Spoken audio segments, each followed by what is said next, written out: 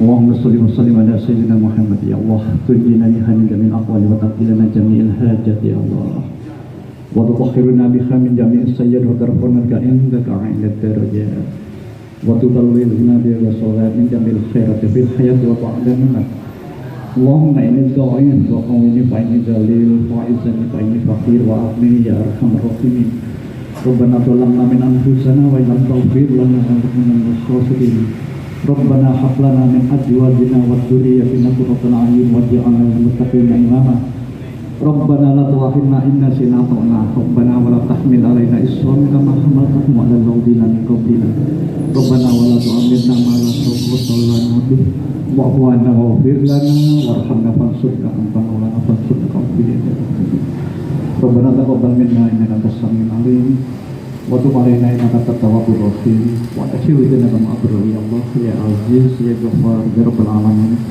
ربنا آتنا في الدنيا حسنة وفي الآخرة حسنة وقنا عذاب النار سبحان ربك رب العزة عما يصفون وسلام على Welcome to channel Kecamatan Besuk News TV. Monggo like dan subscribe agar tidak ketinggalan video terbaru dari kami. Terima kasih atas support dan dukungan Anda di channel Kecamatan Besuk News TV.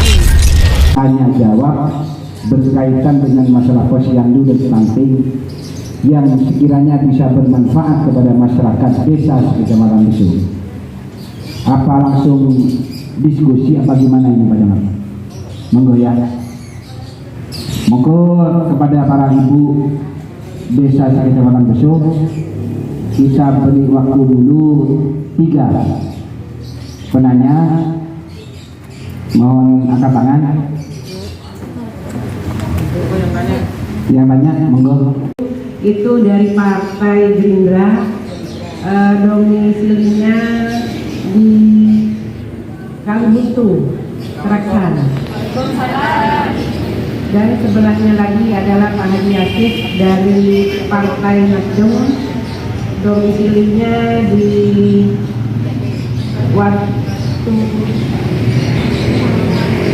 Omangan Gading. Dan sebelahnya lagi insya Allah kenal semuanya, Pak Haji Yasin dari P3 Sumberan Besuk. Sebelahnya saya adalah Ibu Rizka dari Kaliacar Gading.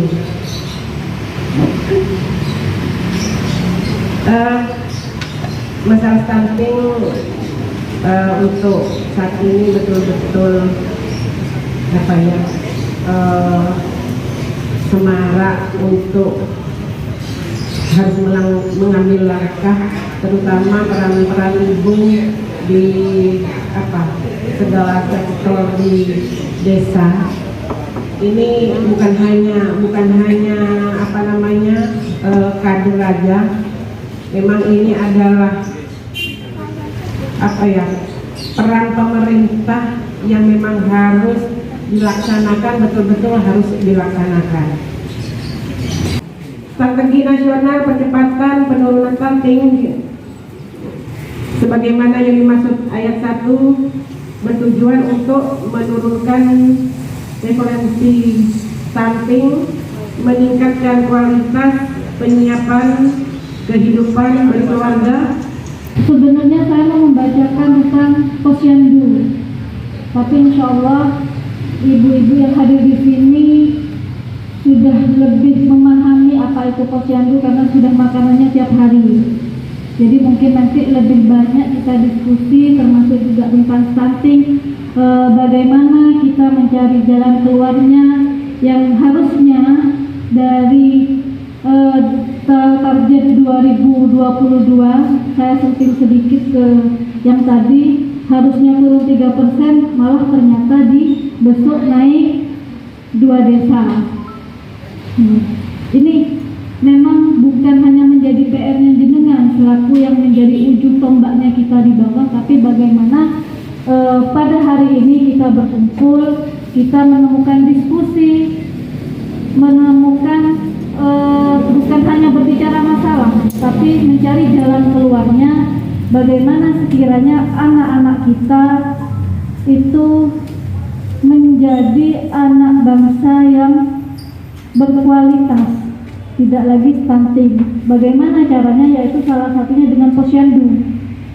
Nah, di sini posyandu pengertiannya, next Bapak, yaitu merupakan kegiatan kesehatan dasar yang diselenggarakan oleh dan untuk masyarakat yang dibantu oleh petugas kesehatan. Sudah di Kecamatan Besu ini setiap desanya sudah dilengkapi oleh satu bidan dan satu perawat, dan juga dibantu oleh kader posyandu. Tidak lupa juga dibantu oleh tokoh masyarakat, baik dari PKK. Peran serta PKK sangat membantu sekali, bukan hanya itu tugasnya kader bagian timbang-timbang, enggak kayak gitu, tapi juga tugasnya dari PKK. Karena kalau ada yang ngopiak juga, ada yang sebelahnya rumahnya PKK tidak mau datang ke posyandu, masa kadernya yang mau ini? Kan otomatis sudah menjadi tanggung jawabnya ibu PKK. Bukan hanya ibu PKK, tapi dari perangkat dan segenap tokoh masyarakat yang ada di situ, yang mempunyai kesadaran tentang kesehatan, itu mempunyai tanggung jawab bersama. Jadi tidak berat. Tujuan posyandu yaitu menurunkan AKB atau angka kematian bayi, angka kematian ibu, dan melahirkan serta nifas. Kita tahu program pemerintah sudah sangat luar biasa. Bagaimana cara menekan angka kematian bayi, apalagi ibu, yaitu salah satunya dengan cara persalinan harus ditolong oleh 4 tangan yang sebelumnya. Kalau sekarang ini naik menjadi 6 tangan karena resikonya luar biasa. Kenapa? Kok bisa 4 tangan, 6 tangan, orang satu itu cuma punya 2 tangan? Kan seperti itu. Berarti bukan hanya ditolong oleh satu bidan di desanya, tapi harus ditolong oleh 2-3 bidan, dan itu pun tidak boleh di Polindes, bukan hanya di rumah. Di Polindes sudah tidak boleh, di Pustu juga sudah tidak boleh, harus di puskesmas. Nah, salah satunya itu. Kita, terutama memang saya, memang yang membidangi kesehatan, yang kebetulan di Komisi 4, salah satu rekan kita adalah kesehatan, sangat memohon kepada panjenengan semua, bagaimana sekiranya kita bekerja sama dan berharap terutama untuk jika ada saudara tetangga jangan sampai melahirkan di rumah, harus di puskesmas. Dan begitu pun juga puskesmas, saya harap tidak lagi terjadi, tidak ada lagi miskomunikasi, tidak ada lagi saling lempar batu, bukan hanya lempar batu sembunyi tangan, tapi saling lempar. Jadi harapan kami untuk menyadarkan masyarakat di daerahnya panjenengan bagaimana memberikan rujukan, jangan di rumah sakit swasta apabila masyarakat itu Anda benar-benar tahu kalau itu dia tidak mampu dan tidak sanggup untuk membayar. Karena pada dasarnya begini, orang sakit itu pasti sudah bakalan merasa tidak mampu karena dia sudah belum lagi fokus pada kesehatannya, belum lagi pada fokus wirawirinya, belum lagi tidak usah kebayar biaya rumah sakit, tapi wirawiri untuk dimakan semuanya di sana itu saja sudah merasa tidak sanggup. Apalagi kita tahu zaman yang 2 tahun ini kita benar-benar diterpa oleh pandemi COVID. Dan semua layanan pemerintah difokuskan ke COVID semua. Jadi sebenarnya kita bersyukur di Indonesia bagaimana pemerintah benar-benar mengcover, terutama sampai di kecamatan dan desa, memberikan bantuan kepada panjenengan, di cover, dialihkan, direfocusing dari dana yang harusnya masuk ke infrastruktur dijadikan ke BLT. Padahal di negara lain misalnya saja di Sri Lanka atau yang lain itu sudah sangat krisis, bukan lagi krisis moneter, Bahkan listrik pun itu sudah sulit di sana. Jadi kita sekarang wajib hukumnya untuk benar-benar bersyukur. Nah, kembali lagi harapan kami kalau bisa, saran saya dan dari Komisi 4 terutama untuk desa, terutama kader, karena memang sudah awal hamil itu sudah ada namanya P4K, jadi perencanaan persalinannya sudah terencana, bagaimana dari ambulan desanya, dari pembiayaannya, mau melahirkan di mana itu sudah terencana, termasuk juga tabulinnya sama donor darah. Jadi tidak ada, kalau bisa disampaikan saran saya kepada bidan desanya untuk membuat pernyataan kalau memang ingin dirujuk di rumah sakit swasta, jadi harus membuat surat pernyataan tidak ada penekanan atau paksaan dari pihak manapun bahwasanya memang saya mampu membayar biaya di rumah sakit swasta. Jangan nanti tiba-tiba dirujuk di rumah sakit swasta kemudian bingung ngurusi SPM. Akhirnya kan kasihan. Nanti saya lagi yang bingung itu. Pasti ada beberapa dari teman-teman itu pasti yang telepon saya. Sudah kepala dinasnya oke, sudah ini oke, ternyata dari dinas kesehatan oke, dinas sosial oke, rumah sakit sudah oke mau menerima, ternyata dirujuk di daerah kota. Mungkin karena fee-nya juga lebih besar, tapi kan selama warga tersebut mampu membayar sudah tidak apa-apa. Karena ini kejadian saya berbicara seperti ini sampai ada korbannya sudah, sampai yang dinas kesehatan, ayolah Pak, saya minta tolong dokter, ini gimana caranya diakali. Tidak berani Bu, ini sudah karena kewenangannya sudah memang bukan dari kita. Nanti ada pemeriksaan KPK, audit dan segala macamnya atau gini aja sudah Bu, tidak apa-apa, dikeluarkan dari rumah sakit sana kita terima. Saya sudah telepon UGD, sudah siap. Loh, kemudian gimana? Sudah penanganannya sudah selesai, tinggal bayar. Kalau tidak butuh, kalau pas tidak tepat ini kan tidak kira bingung. Makanya program pemerintah P4K itu tadi sudah sangat mencakup semua permasalahan kalau itu benar-benar dijalankan. Jadi sekalipun dari Posyandu ini, bagaimana teman-teman semua menekankan dari awal semua perencanaan, kalau sudah dari biaya persalinan, dari tempat persalinan, termasuk juga vitamin A-nya, insya Allah tidak akan ada AKI, AKB, termasuk juga stunting, nggak akan ada. Jadi intinya di perencanaan itu tok matangkan, dilaksanakan, selesai sudah. Tidak akan ada pembahasan stunting, posyandu, karena intinya ada di situ. Betul apa tidak, Bu? Tapi permasalahannya selama ini, kalau bicara masalah tidak akan pernah selesai karena dinamika di masyarakat memang seperti itu dan tingkat penerimaannya memang berbeda. Dan kita yang sudah tahu dan lebih tahu lagi dengan adanya kumpul-kumpul sekarang, mari menebar sedekah, yaitu salah satunya sedekah ilmu.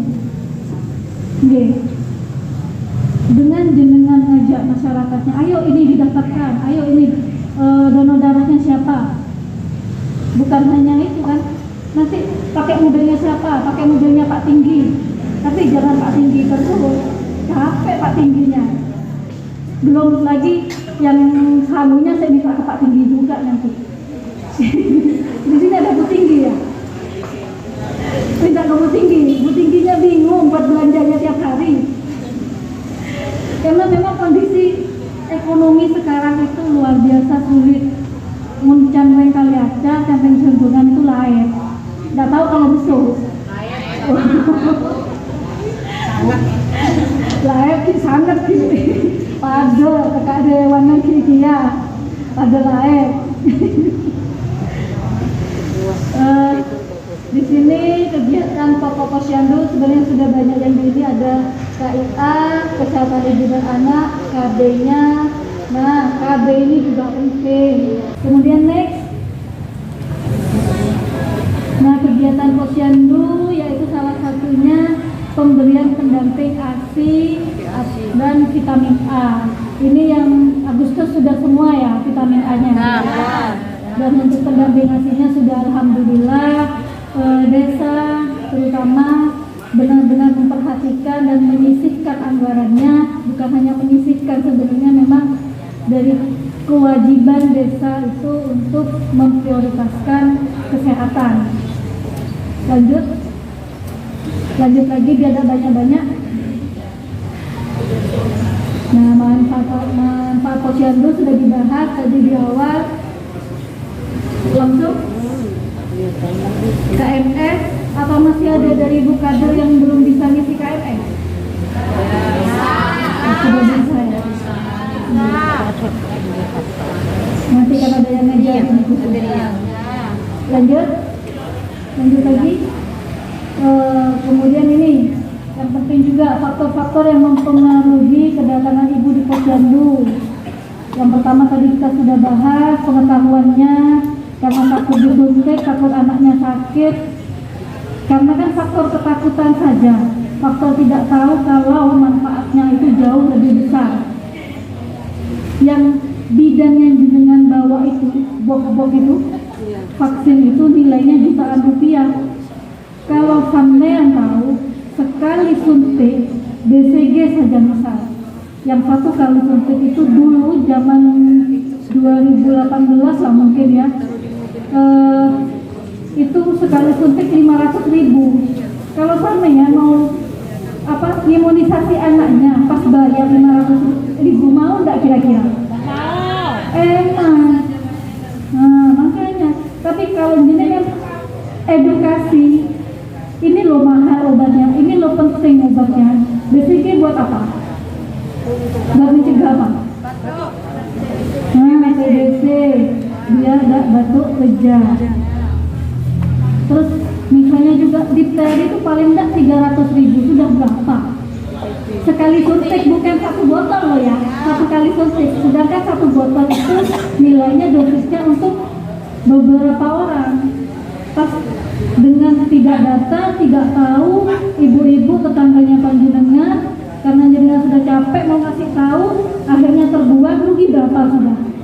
Terbuang berapa juta sudah?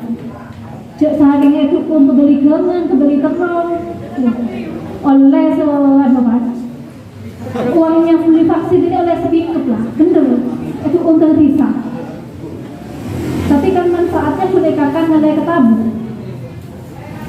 Kemudian dukungan dan motivasi dari kader posyandu dan tokoh masyarakat ada juga, ternyata masuk faktornya. Sarana dan prasarana di posyandu, kemudian jarak dari posyandu tersebut. Kalau jarak biasanya mungkin sudah teman-teman semua melakukan sweeping ya. Ya memang sedikit capek, tapi insya Allah lelahnya panjenengan menjadi lelah dan berkah. Nah, terima kasih. Sekian dari saya, nanti kurang lebihnya kita diskusi, mencari solusi bersama teman-teman yang lain. Biar gak lama-lama, nanti mungkin terakhir biar Pak Haji Yasin aja yang menyampaikan tentang anggaran. Selebihnya kita nanti dengan Pak Haji Yasin dan Ci Fatoni tanya jawab saja ya. Biar gak meletak pusing sama yang ketemu saya. Wabillahi taufiq wal hidayah wa ridha wal hidayah. Wassalamualaikum warahmatullahi wabarakatuh. Angka stunting, makin ini judulnya tentang perubahan APBD, perubahan anggaran pendapatan dan belanja desa. Tetapi yang ditekankan adalah persoalan stunting dan posyandu. Artinya, dari ibu nanti setelah pulang di sini dalam perubahan anggaran desa supaya menganggarkan lebih besar lagi terkait dengan pelaksanaan posyandu. Jadi posyandu ini kan tempat yang diselenggarakan oleh masyarakat, untuk rakyat, untuk masyarakat, dan dibantu oleh pemerintah, dalam hal ini tenaga kesehatan. Itu tempatnya. Supaya bagaimana? Supaya anak-anak kita yang dari bayi, usia dasar, usia produktif, semua itu menjadi sehat, tidak terjadi stunting. Stunting itu gizi buruk, artinya bayi yang kekurangan gizi. Kalau sudah gizi buruk, anak itu tidak akan berkembang dengan baik. Yang terjadi adalah pendek. Tapi orang pendek belum tentu stunting. Belum tentu stunting. Tapi kalau stunting pasti pendek. Nah itu. Nah, angka stunting di negara Republik Indonesia pada tahun 2019 cukup tinggi. 2014 itu mencapai 37%. Bayangkan, kalau rakyat Indonesia 200 juta, kalau ketok persen sekitar 90 juta. Angka stunting. Kemudian tahun 2019 periode kedua Pak Jokowi itu turun dari 37 menjadi 27,6%. Jadi mengurangi. Tahun 2021 menjadi 24,5%. Ditargetkan tahun 2024 ini menjadi 14%. Untuk turun. Nah harusnya, ini kan boleh cerita dulu. Stunting nikah Bu, gizi buruk tadi itu ada dua faktor. Yang pertama faktor apa istilahnya sensitif dan faktor spesifik. Yang bahasa posyandu nggak demikian. Sensitif nikah dilatar belakangi oleh apa? Kenapa kok terjadi stunting? Itu banyak faktor. Salah satunya adalah masalah pendidikan. Pendidikan orang tua yang kurang. Kita ada Pak benar-benar bekabin. Nah itu masalah pendidikan. Kemudian kemiskinan juga. Kemiskinan. Jadi dengan pendidikan karena tidak sadar, pengetahuan kurang, juga kemiskinan juga pengaruh. Ditambah lagi kesadaran orang tua, terutama bapak-bapak. Ini juga ini PR kepada Pak Kapolsek juga ya, Pak Dendi. Jadi di Kompas TV yang dibawakan oleh Aiman, itu bahwa data orang miskin ini yang main judi online, yang banyak togel-togel itu sebagian besar adalah orang miskin. Karena di data itu sekitar 150 juta orang, nah berarti banyak yang miskin, itu main judi online. Perputarannya satu bulan itu sekitar 200 triliun. Bayangkan, 200 triliun, ini bukan main-main. Saya coba menghitung itu, berarti setiap orang, setiap bulan kalau dibuat rata-rata itu 300.000. Kalau saya, berarti per hari itu rata-rata 10.000. 10.000 itu rata-rata orang di bawah kemiskinan. Tapi dibelikan telur, dibelikan susu untuk anak-anak, maka ini mengurangi stunting tadi, gizi buruk. Ini pengaruh kesadaran orang tua. Jadi kalau bisa ya agak di sweeping lah masalah ini, biar daripada dibelikan togel lebih baik beli telur, susu untuk gizi anak. Kan sneaker. Ini juga masalah. Rokok mencepat surya berapa dah? Angkut di bawah itu. Kalau ini dibelikan itu tadi, supaya anak menjadi lebih cerdas, kan lebih baik ya. Tapi untuk mencegah rokok juga repot, karena cukainya besar. Pemasukan pendapatan dari cukai rokok besar. Jadi pendapatan cukai di negara Indonesia ini, cukai rokok, lebih dari 200 triliun per tahun. Probolinggo saja mendapat bagi hasil itu tahun 2022 ini 67 miliar dari cukai rokok. Timun rokok bagi pendapatan dari cukai ada Nah, ini juga untuk dinas kesehatan itu ada bagiannya untuk mencegah orang yang merokok. Ini segera informasi. Saya ini diberi kesempatan sekarang karena saya ada di Komisi 2 bagian anggaran, bagian ekonomi, di urusan hitung persen. Yang persen ada bagian ekonomi. Kemiskinan di Indonesia ini masih cukup tinggi. Saya tidak bicara Indonesia dah terlalu lebar. Kabupaten Probolinggo. Kabupaten Probolinggo ini per akhir tahun 2021, di bulan akhir 2000 selekor, laporan kepada DPR, yaitu jumlah penduduk miskin di Kabupaten Probolinggo 223.325 dari 1.200 sekian juta jiwa, masih 18,91%. Efektif sebelum COVID itu sudah mencapai 16%. Setelah COVID naik, sekarang 18,91. Ditambah banyak BLT, banyak bantuan, dan miskin lagi. Ngakunya miskin rumah, Pak. Jadi sering naik miskin. Kabupaten Probolinggo urutan ke-35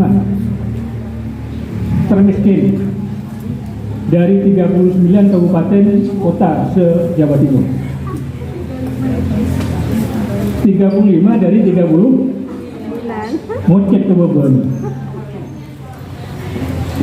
Ini prihatin juga nih. Ini yang melatar belakangi juga faktor stunting kita yang sensitif. Spesifiknya adalah pemberian nutrisi kepada anak. Nah, kalau latar belakang itu tadi miskin, sudah miskin, masih main togel, rokok lebur, nah ini kalau itu dikurangi, masukkan kepada nutrisi anak, insya Allah stunting berkurang. Karena stunting ini merupakan tanggung jawab kita bersama, tanggung jawab masyarakat, tanggung jawab pemerintah, terutama tanggung jawab keluarga. Nah ini persoalan stunting. Kemudian stunting ini di bawah kendalinya apa? Kalau di pemerintah, desa, kalau di UPD itu ada dinas kesehatan, pendampingan juga terlibat adalah dinas, kalau dulu dinas perlindungan perempuan dan anak dan keluarga berencana. Jadi pendampingannya juga ada di situ. Nah, kinerja dari kesehatan di Kabupaten Probolinggo ini juga perlu tahu, ini mumpung ada Bu Dokter di belakang ini. Indeks kesehatan di Kabupaten Probolinggo urutan 37 dari 39 se-Jawa Timur. Indeksnya, jadi indeks kesehatan, jadi cukup rendah. Artinya apa? Rendahnya ini akibat apa? Saya juga tidak tahu apakah karena stuntingnya juga tinggi, kesadaran dari rakyatnya juga seperti apa. Ini data dari BPS.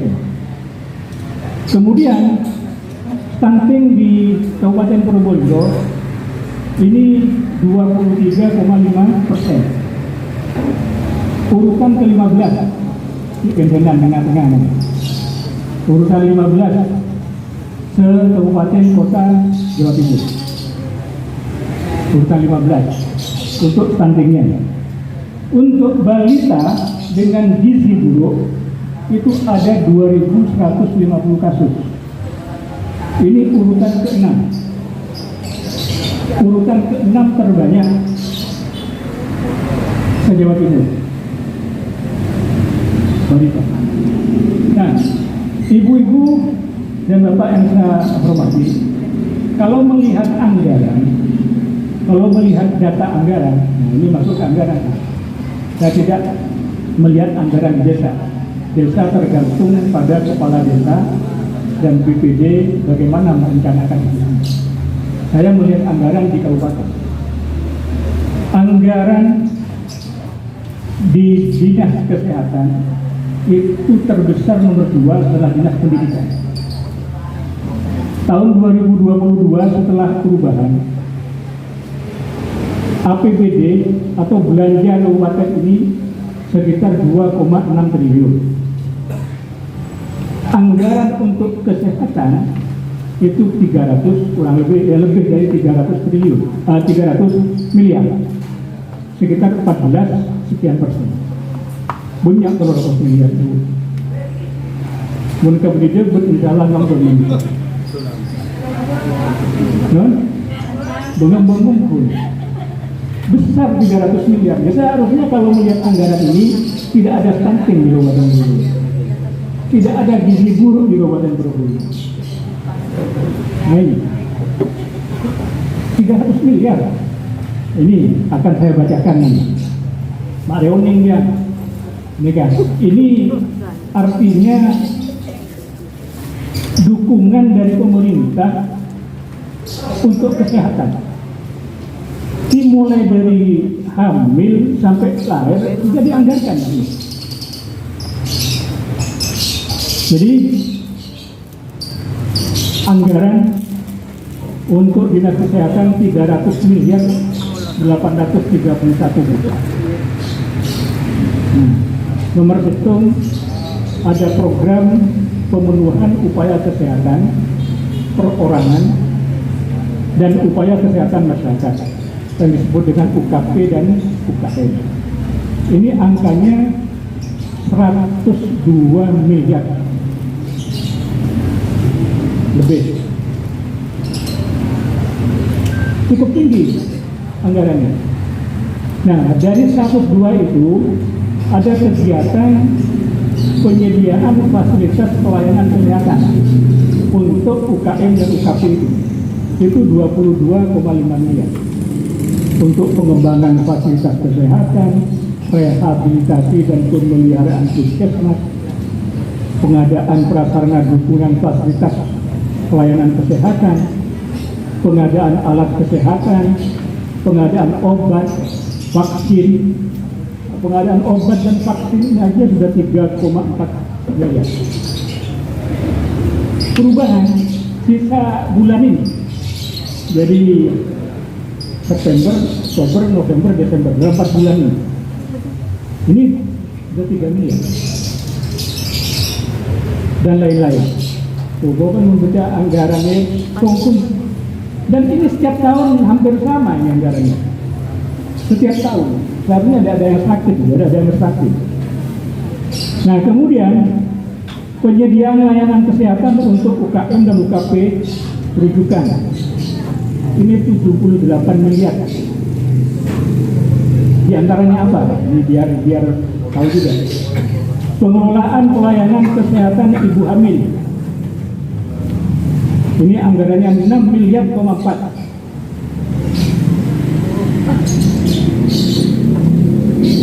Nah, ini bisa ditanyakan nanti kalau ada petugas kesehatan, ini apa saja yang bisa diberikan kepada desa, kan gitu kan, karena anggarannya cukup tinggi.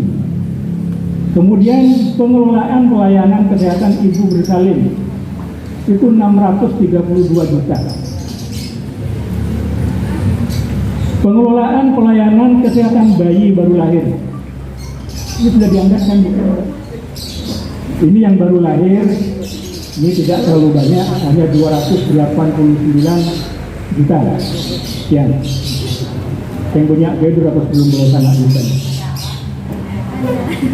Pengelolaan pelayanan kesehatan balita itu dianggarkan 658 juta. Pengelolaan pelayanan kesehatan pendidikan dasar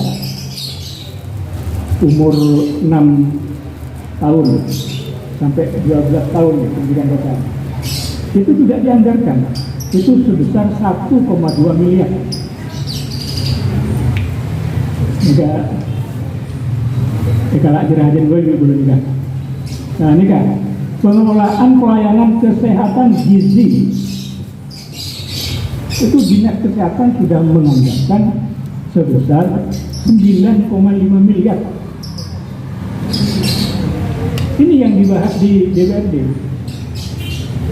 Dan saya selaku Badan Anggaran dan juga di Komisi 2 yang juga anggaran sudah menyetujui ini. Cukup besar, seharusnya ada yang stunting, gizinya baik semua. Anggarannya cukup besar, di samping di Dinas Kesehatan ada, juga dianggarkan di desa. Desa itu diambil dari dana desa.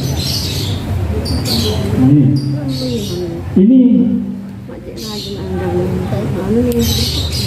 Bapak dan Ibu yang saya hormati, ini masalah kesehatan mudah-mudahan dengan anggaran yang cukup tinggi ini bisa terserap dengan baik.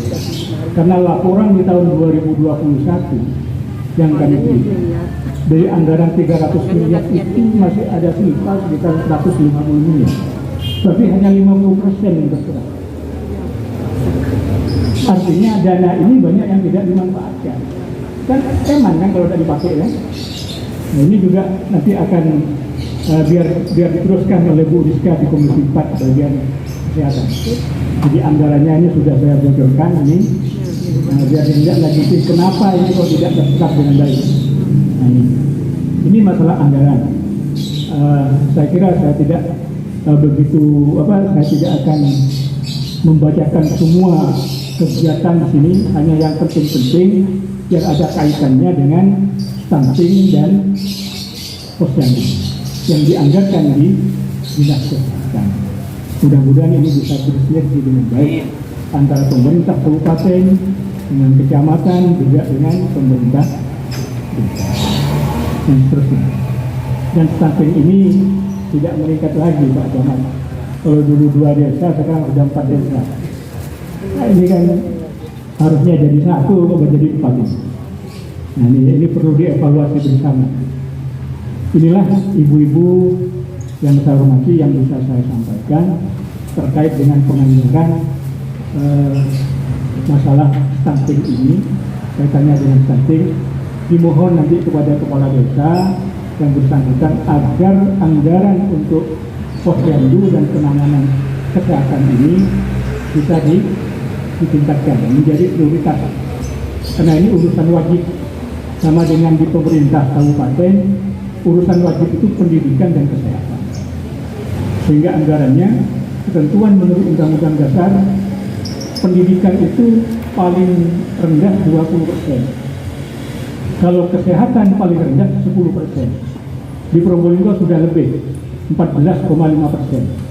Pendidikan yang 20% sudah 27%. Jadi cukup tinggi. Mudah-mudahan Kabupaten Probolinggo ke depan lebih baik. Stunting berkurang. Kalau tidak ada, sulit kalau tidak ada. Berkurang kalau tidak diminimalisir. Posyandu bisa dilakukan secara rutin dan lebih baik lagi dengan dukungan anggaran, dukungan masyarakat, dukungan dari pemerintah sendiri. Sekian dari saya, kurang lebihnya nanti bisa tanya jawab. Wassalamualaikum warahmatullahi wabarakatuh.